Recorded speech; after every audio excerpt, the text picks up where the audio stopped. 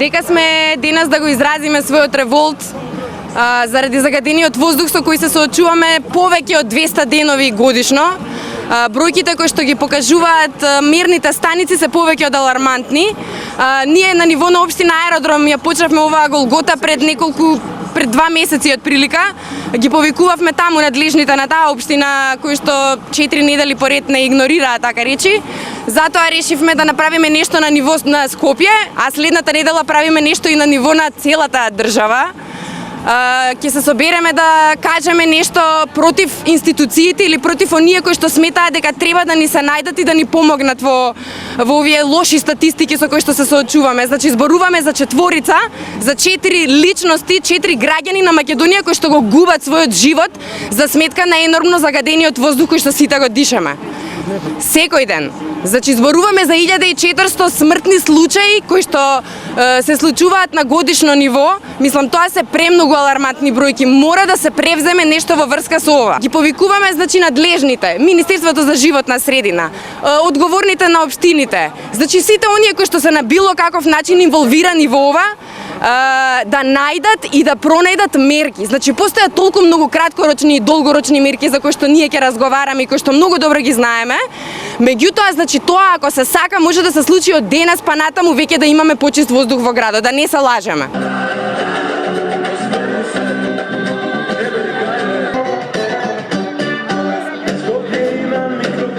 Почитувани владетели со државава, наши локални, градски, државни власти. Јас велам, ние денес сме дојдени тука да подпишеме референдум, но референдум за живот. Повторувам, референдум за живот.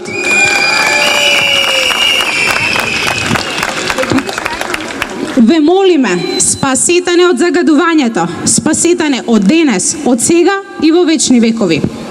Ние, обичните луѓе, не сакаме да се замараме кој не загадил најповеќе, туку сакаме да назнаеме кој ќе не спаси од овој кошмар. Загадувањето на воздухот не е проблем од вчера.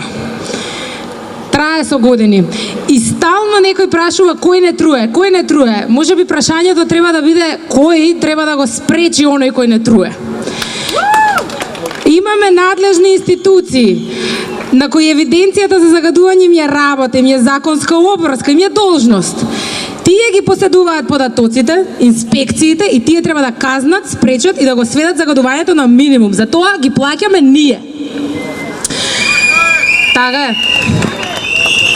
И само да напоменам дека од Екосвест веќе неколку години седнуваме и разговараме со надлежните институции и реагираме постојано да се превземат мерки. Ама слух нема. Со оглед на тоа дека политичките партии се расправаат кој мерел порано, кој мерел сега, кој не мерел порано, додека политичките партии се расправаат, во Скопје се исекоа сите можни дрвја. Овие се веројатно единствените кои што ќе ни останат овде.